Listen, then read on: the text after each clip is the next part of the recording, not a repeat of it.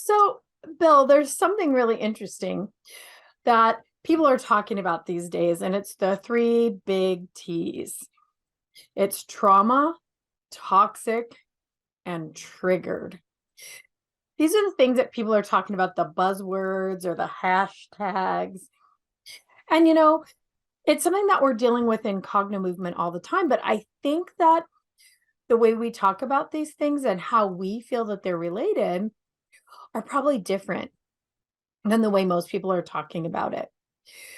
So, when we're talking about trauma, we're talking about things that are really, really big that happened in your life, or things that are really tiny, like a popsicle, or things that actually never happen that your body decides are really, really important and then makes you pay attention to all the time. That's kind of the way we talk about trauma. Triggered, we know, is literally your nervous system responding on autopilot to something in your environment. Now, I think what most people are talking about triggered now, what they mean is you did something that really lit me up. And what we're saying is you're lit up because your nervous system just perceived a threat. And then toxic is like, well, you don't act in a way that I feel is appropriate. And your behavior is toxic to my life. And I think we would say that also as a reaction and a judgment by a part of your body that you don't even realize is active around a subject. So, what have you to say about the three big T's, Bill McKenna? Well, clearly they're all related and they are something that you can do something about. You don't have to live that way. These three create a prison for us. For most people, they have the standard defense mechanisms. You know, I'm going to go no contact on this one, right? Yeah, that's I'm another going, big buzzword. I'm going to do whatever to try to change the situation, or maybe I force the person out, or I just leave, right? And with these, we're not really dealing with it. Ultimately, guess what? Somebody else is going to step in line and trigger us again. So there's no end to it. We would hope that everybody would do the right thing. And the truth is that it's up to us. We have to remove the trigger. If you don't like people pressing your buttons, you got to remove the button.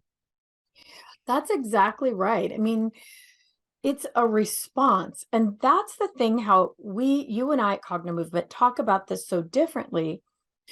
What we know is it's just a reaction. And that reaction is a feeling. So when we say we're triggered, you say something that I don't like, there's actually a physical response. I might feel punched in the head or punched in the gut or sick to the stomach or instantly angry. It's not one of those things that we think about at first. Well, gosh, I don't think I like that. know, you literally feel it like a wave and then you react. And that's where that triggered idea comes in, is that I don't have control over how I'm going to react about the way that you just did whatever. And it goes round and round. I do this, so you do that. So you do that, so I do this.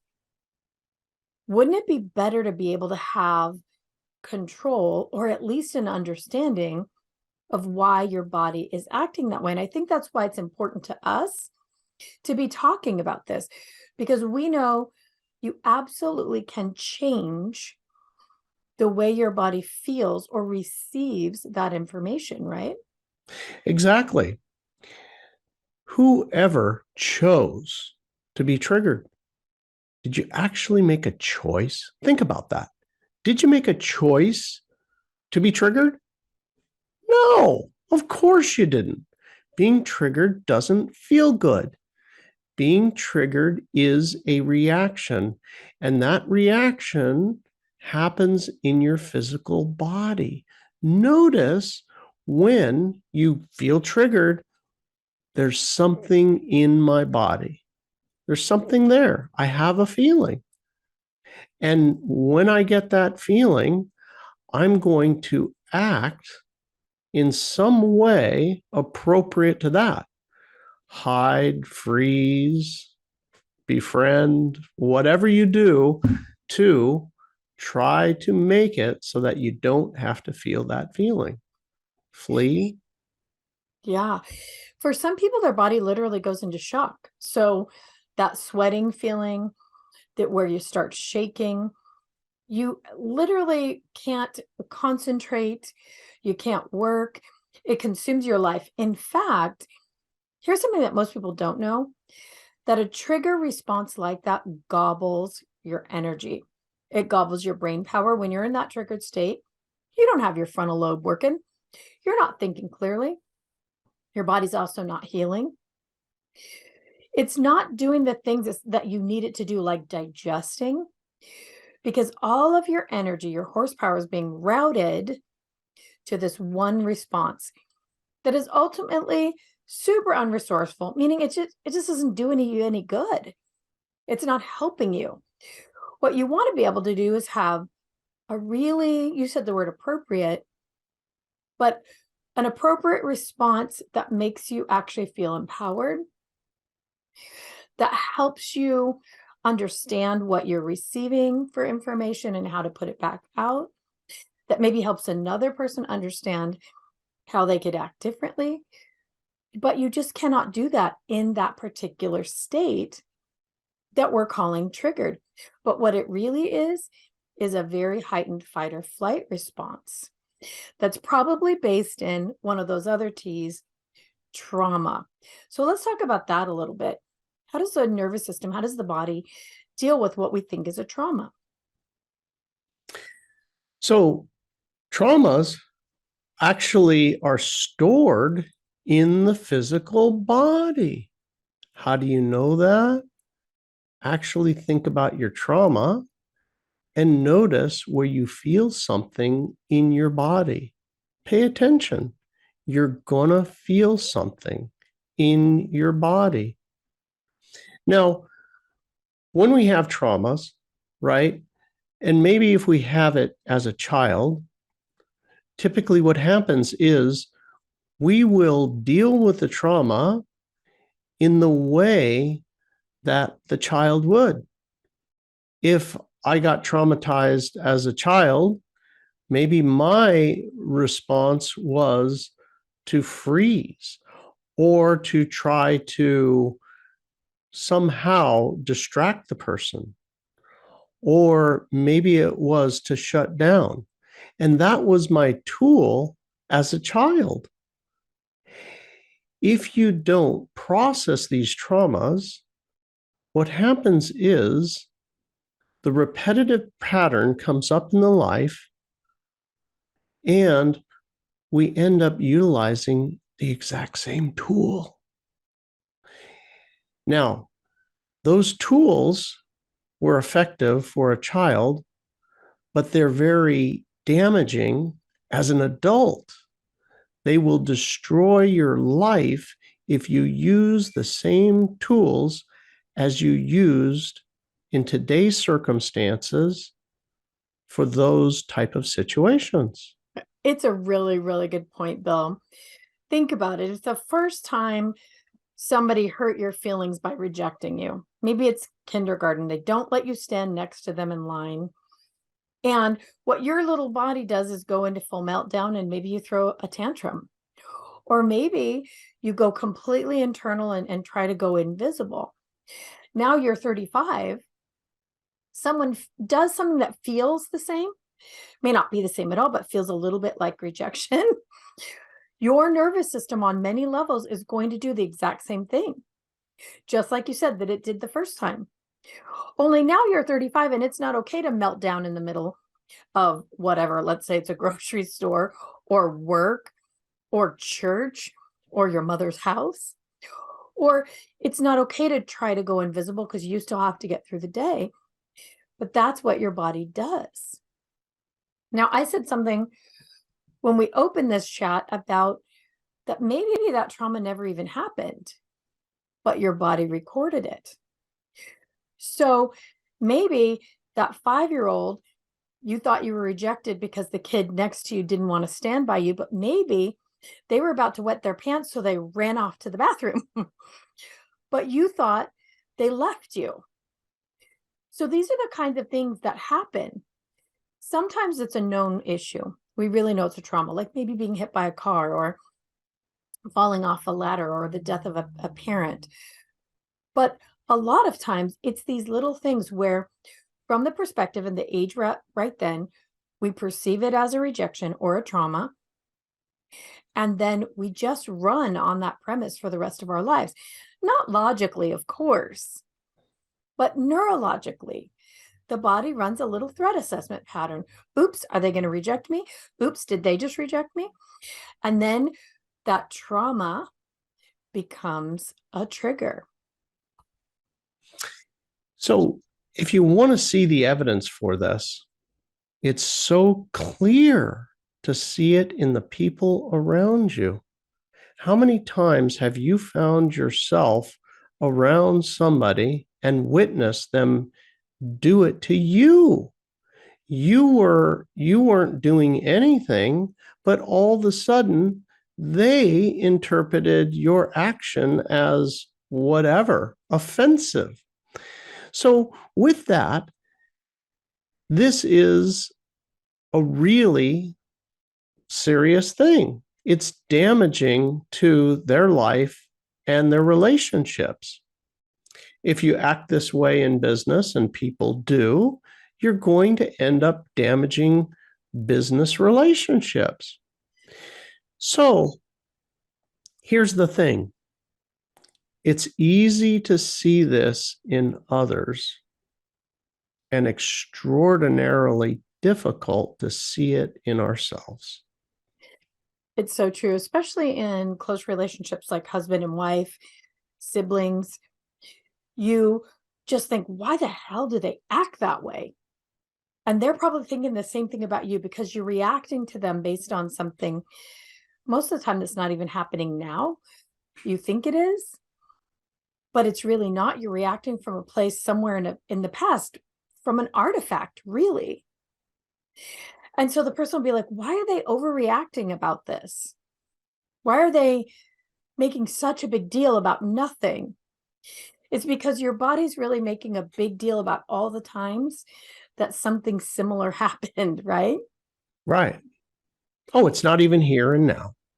No, it's really not. And that's where the other T comes in, toxic. That's where a relationship becomes toxic. From your perspective, they keep doing that same thing that lights me up, and they know it lights me up, and they're doing it on purpose. Really likely, they're not. They have no idea the thing that lights you up, because the thing that's lighting you up doesn't really make logical sense. But to you, it feels like the worst thing they could possibly do. And they're doing it just to get a reaction. They don't know that they're even trying to get a reaction out of us, right? When somebody does it to us, they don't even know it. Just like we don't know it. There's a trick though, a little trick. Are you having a feeling in your body? Are you having a feeling in your body when you're around one of these toxic people? If you are, and you just need a little bit of awareness to start identifying, I've got a feeling in that part of my body. Now, this doesn't have to be. This doesn't have to be. You can process this. And with that, imagine being around those people. Even it's kind of a little bit hard to do, but if you imagine being around them when you felt nothing, what do you think might happen? You could stay through dinner. You could visit. You could meet people certain places. There's all kinds of things you could do. I guess I never thought that a toxic relationship could ever change. I thought it's toxic, it's toxic. They've obviously have some sort of mental imbalance and they can't control themselves no matter what I do or don't do. So, you know, right? It's simply toxic. But it can change. So I'll share a story. And, for some people on the surface, this is going to be really triggering. We're talking about triggering toxicity and trauma. So sometimes the thing that you think is toxic really isn't at all. It's simply a matter of perspective. So I heard a story recently. A client told me that she had she had to be at the hospital with her mom, and they asked her weight, and she told it. And her mom said, "Oh, you weigh that much? Well, so do I." And the person thought, "Oh gosh, well, okay, I guess." Like, I don't know what that has to do with anything. But she said it didn't bother her at all. It's just kind of one of those weird things her mom says. Now, I didn't think it seemed weird at all. If you weigh the same as somebody, you're like, "Oh, what a coincidence." To her, it seemed a little weird. She said, "I was so glad my sister wasn't there because my sister would have gone through the roof. She would have started yelling that this is just my mom's toxic response. And why does she need to do that?" Well, what's interesting is the sister has a trigger, an automated response related to a comparison about her weight. The person who's told me the story doesn't. So from her perspective, this was not some great insult. It was just, okay, that's what mom said. But her sister's perspective would have been toxic and a massive trigger. Who's right? Neither. It's simply a matter of perspective. But what causes that perspective? Somewhere a little trauma in the body that says, if you compare your weight to mine, that is a threat. And it turns on fight or flight. In this case, fight. Adrenaline, the blood pumping, the screaming match starts, right? Where to the other person, it's not a thing. There's no automatic response for that. It's just flat. So often when we think a relationship is toxic, it's really just a matter of having some sort of a trigger for it in our automated responses. And our perspective is that's a massive threat. So exactly what you're saying, Bill, that can be changed. That automated response can be neutralized. So you started to say you didn't think it could be changed. Why do you think it can be changed now? What have you seen? You know, only experience, not only did it start with my change, where I literally felt nothing anymore in what I considered, really toxic situations, but I seriously felt nothing. And with that, I could hear different. I heard different things, literally. Person would talk and I would be like, huh, they're just talking about their day. But prior to, I would be like, oh my God, no. Ugh. You know? So it turns out that there is an availability in the brain, literally, more possibilities to see more perspectives in our brain when we don't have that trigger or trauma. So I've worked now.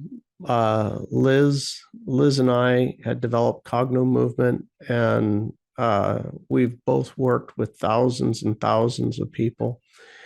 And we have seen the results of this over and over and over on a weekly basis, where it goes away. The trauma and the triggers, hand in hand, go right on out to the graveyard and jump in, and they literally have their relationships changed, like crazy stuff. Like the mother, may be seen as a narcissist and so toxic that you have to, go no contact for decades. Everything's involved, finances and what have you. But then it all changes, and literally the person begins to see, not only is their mother okay, but their mother loved them, and their mother maybe communicated in a way that they couldn't take it before, but now they can, and they have great conversations, and it's as if somehow the mother got cured. Yeah. Yeah, right. It's a really a strange thing, but it was really the child that changed. Yeah, it's no joke, and it happens instantly. When the body does not have that automatic response or, trigger, the person now sees their arch enemy, the worst person in their life. They may just see them as another human. And it's okay for them to be on the planet. And it's even okay for them to talk and just be what they are. And it even goes to the next step where they are now the best of friends. The best of friends. We've heard this story again and again, especially mother and daughter. There's something about that relationship where they are at each other's throats. The person is considered the devil, the mom's the devil. And minutes later, it's all gone. And it's like somebody took blinders off and they see the other person for what they really are, just another person. And often a person who really, really loves them and is really, really trying. There's something bigger at play here too, that most people have no idea. That your body, the signals between your brain and your body, your nervous system, creates a field. It's just electromagnetic, like a Tesla coil field. And when you are running a pattern in your body that is anger, fear, sadness, hate, whatever it is, that signal can be felt 6 to 8 feet away.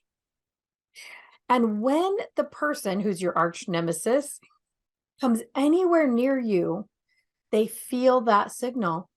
And the only thing they can do is fall in line and act exactly the way you think they should.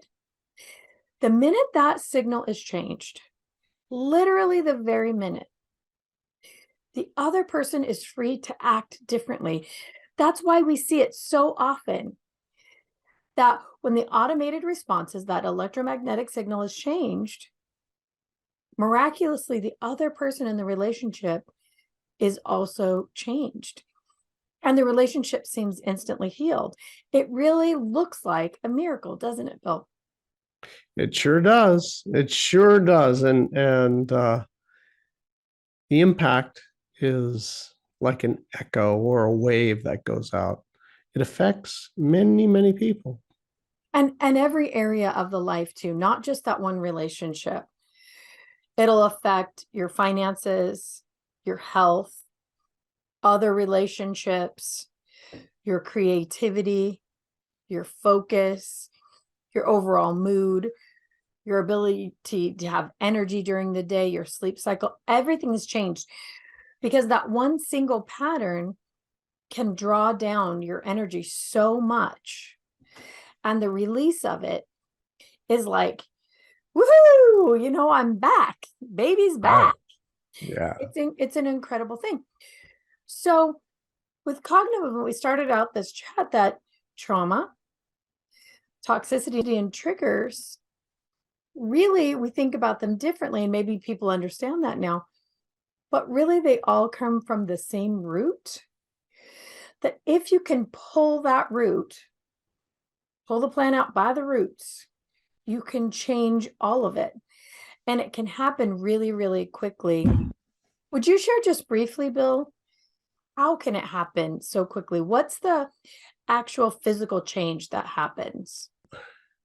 When you do one of these cognomovement sessions, what happens is that you focus in on your trauma, your trigger, and you let yourself fully feel it.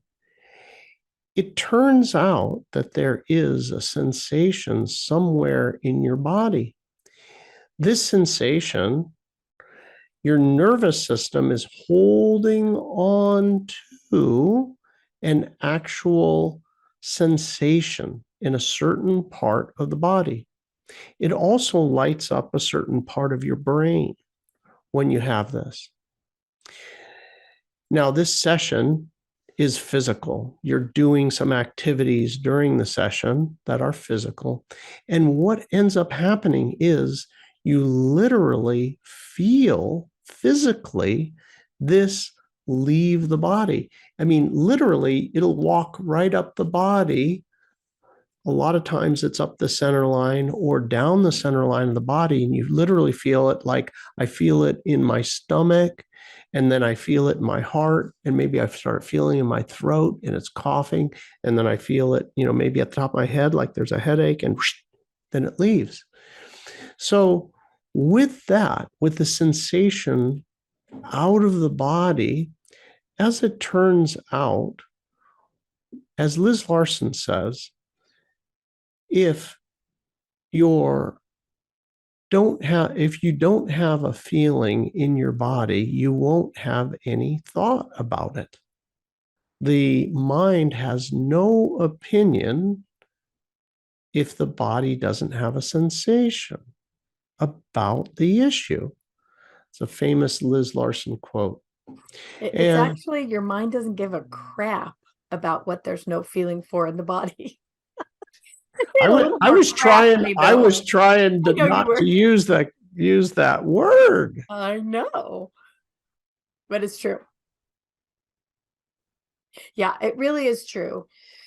When the feeling is gone from the body, like Bill was saying, the mind, it just doesn't care anymore, because the body's job, that autonomic nervous system, its job is to keep us safe and to keep us aware of things that might be dangerous through sensation. You get a gut feeling, you react. You see something scary, you react. You need to be able to react quickly. So when the body doesn't give you that signal to fight, flee, get bigger than, hide, the mind doesn't make up anything around a feeling that's not there. So you're literally free to see things the way they really are. Oh yeah, that person's saying that thing again. All right, doesn't have anything to do with me. There's no hook for the eye anymore. So I think what it really creates is freedom. Don't you think, Bill? Yeah, I think it creates the freedom that people are searching for in many different ways. If you think about it, all the different things that you do in a given day, the coffee that you went and got, the lunch you went and got, the people you call, the places you go to, the things you buy. If you boil it right down, you just want to feel different. I'm hungry. I want to feel different. I want to, okay, that'll make me feel good. I want to eat this, whatever. I want to drink this, whatever. I want to feel different. I want to feel better. All of those things, whether we're trying to get away from somebody, I just want to feel better, right?